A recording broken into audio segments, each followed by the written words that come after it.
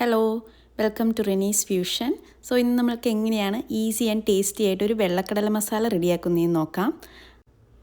ആദ്യം തന്നെ 1 കപ്പ് വെള്ളക്കടല തലേ ദിവസം ഞാൻ കുതിർത്ത് വെച്ചതാണ്.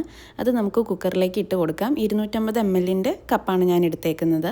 അതിലേക്ക് ഒരു സവാള ചെറുതായിട്ട് അരിഞ്ഞതും കൂടെ ചേർത്ത് കൊടുക്കാം. ഒരു പച്ചമുളക് ചേർക്കുന്നുണ്ട്. പിന്നെ ഒരു 6 മീഡിയം സൈസിലുള്ള വെളുത്തുള്ളി ചെറുതായിട്ട് അരിഞ്ഞത്, ഒരു ചെറിയ കഷ്ണം ഇഞ്ചി 1 ടേബിൾ സ്പൂൺ ഉണ്ടാകും, അതും ചെറുതായിട്ട് അരിഞ്ഞത് ചേർക്കാം.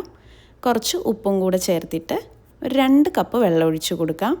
ഇതെല്ലാം കൂടെ നന്നായിട്ടൊന്ന് മിക്സ് ചെയ്തിട്ട് നമ്മൾക്ക് കുക്കർ അടച്ചു വെച്ചിട്ട് വേവിക്കാം. ഒരു 4-5 വിസിൽ, ലോ ടു മീഡിയം ഫ്ലെയിമിൽ ഒരു 4-5 വിസിൽ വരെ നമുക്കിത് വേവിച്ചെടുക്കാം. കടല വെന്ത് വരുന്ന സമയം കൊണ്ട് നമുക്കിതിൻ്റെ മസാല റെഡിയാക്കാം. 1 ടേബിൾ സ്പൂൺ മല്ലിപ്പൊടി, 1 ടേബിൾ സ്പൂൺ തന്നെ കാശ്മീരി മുളക് പൊടി, 1/4 ടീസ്പൂൺ മഞ്ഞൾപ്പൊടി, 1/2 ടീസ്പൂൺ പെരിഞ്ജീരകം പൊടിച്ചത്, 1/2 ടീസ്പൂൺ അതുപോലെ ജീരകം പൊടിച്ചത്, ഒരു 1/4 ടീസ്പൂൺ ഗരം മസാല, ഇത്രയും ചേർക്കാം. ഒരു 2 ടേബിൾ സ്പൂൺ കോക്കനട്ടും കൂടെ, തേങ്ങയും കൂടെ ഞാൻ ചേർത്ത് കൊടുക്കുന്നുണ്ട്, നല്ല കൊഴുപ്പ് കിട്ടാൻ വേണ്ടിയിട്ടാണ്. അതിൽ കൂടുതൽ വേണമെങ്കിൽ അങ്ങനെയും ചേർക്കാം. കൂടെ ഒരു നല്ല പഴുത്ത മീഡിയം സൈസിലുള്ള തക്കാളിയും കൂടെ എടുക്കുന്നുണ്ട്. ഇതിൻ്റെ കൂടെ ഒരു 2 ടേബിൾ സ്പൂൺ വെള്ളം കൂടി ആഡ് ചെയ്തിട്ട് നമുക്ക് നല്ല ഫൈനായിട്ട് അരച്ചെടുത്ത് കൊണ്ടുവരാം. ഇനി ഒരു കടായി അടുപ്പത്തേക്ക് വെച്ചിട്ട് ഒരു 1-2 ടേബിൾ സ്പൂൺ എണ്ണ ഒഴിച്ചു കൊടുക്കാം. അതിലേക്ക് ചെറുതായിട്ടരിഞ്ഞ് ഒരു സവാള ചേർത്ത് കൊടുക്കാം.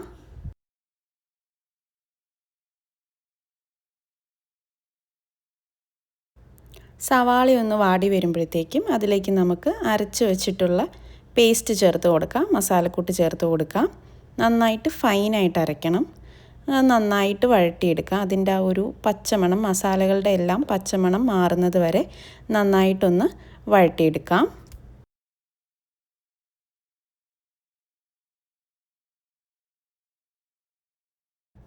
മസാലയുടെ പച്ചമണം എല്ലാം മാറുമ്പം അതിലേക്ക് നമുക്ക് കുക്ക് ചെയ്ത് വെച്ചിരിക്കുന്ന നമ്മളുടെ വെള്ളക്കടല ചേർത്ത് കൊടുക്കാം. ഇതിലേക്ക് കൂടുതൽ ഗ്രേവി വേണമെന്നുണ്ടെങ്കിൽ അതിനനുസരിച്ച് വെള്ളം ആഡ് ചെയ്ത് കൊടുത്താൽ മതി. ആഡ് ചെയ്യുമ്പോൾ ചൂടുവെള്ളം ആഡ് ചെയ്യാൻ ശ്രദ്ധിക്കുക. അതിനുശേഷം ഇത് നന്നായിട്ട് ഇളക്കി ഒന്ന് യോജിപ്പിക്കാം. നന്നായിട്ട് ഇളക്കിയതിന് ശേഷം നമുക്കിത് അടച്ച് വെച്ച് ഒരു 10 മിനിറ്റ് ലോ ഫ്ലെയിമിൽ കുക്ക് ചെയ്തെടുക്കാം. കടലയിലേക്കൊക്കെ മസാല നന്നായിട്ട് പിടിക്കാൻ വേണ്ടിയിട്ടാണ് അങ്ങനെ ചെയ്യുന്നത്.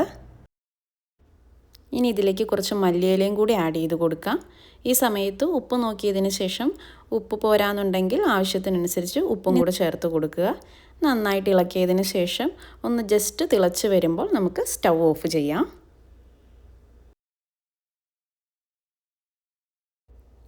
കറി തിളച്ച് വന്നിട്ടുണ്ട്. ഇനി നമുക്ക് സ്റ്റൗ ഓഫ് ചെയ്യാം.